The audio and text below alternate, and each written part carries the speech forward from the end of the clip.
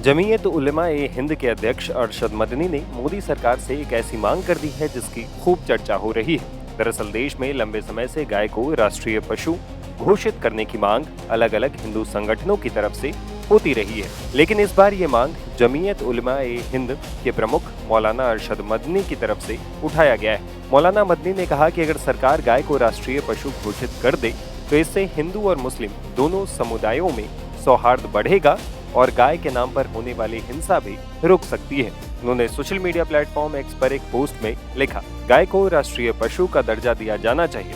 देश की बहुसंख्यक आबादी गाय को केवल पवित्र ही नहीं मानती बल्कि उसे माँ का दर्जा भी देती है। ऐसे में ये समझ से परे है कि आखिर कौन सी राजनीतिक मजबूरी है जिसके कारण सरकार गाय को राष्ट्रीय पशु का दर्जा देने से बच रही है। गाय के नाम पर होने वाली मॉब लिंचिंग, बेगुनाह इंसानों की हत्या, नफरत की राजनीति और मुसलमानों को बदनाम करने का ये खेल अब बंद होना चाहिए।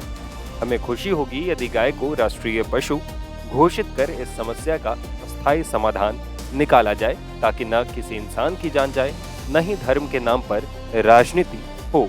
हैरानी की बात यह है कि कुछ राज्यों में खुलेआम गौमांस बेचा जाता है, लेकिन वहां इसके खिलाफ न कोई विरोध होता है, न ही किसी प्रकार की मॉब लिंचिंग देखने को मिलती है। जबकि जहां मुसलमानों की आबादी है वहां गाय के नाम पर खून बहाया जाता है।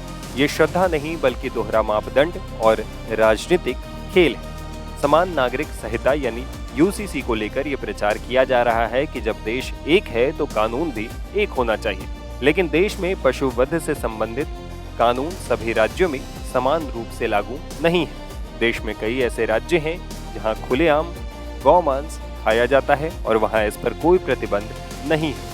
यहाँ तक कि एक केंद्रीय मंत्री अपने एक इंटरव्यू में ये स्वीकार कर चुके हैं कि वे बीफ खाते हैं। सबसे आश्चर्य की बात यह है कि जिन राज्यों में भारतीय जनता पार्टी की सरकारें हैं वहां भी ये सब हो रहा है। और इससे भी अधिक हैरानी की बात यह है कि जो लोग देश भर में गाय के नाम पर भीड़ हिंसा कर इंसानों की जान ले लेते हैं वे भी इस मुद्दे पर पूरी तरह खामोश हैं।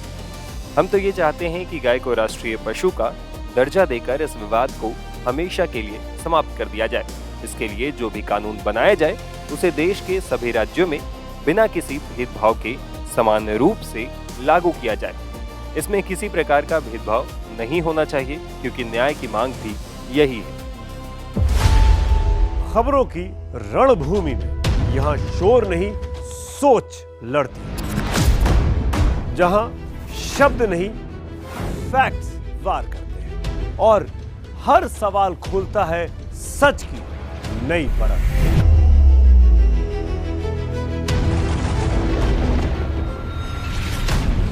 चक्रव्यूह आपके अपने सुमित अवस्थी के साथ सोमवार से शुक्रवार शाम 6:57 पर टाइम्स नाउ नव भारत पर।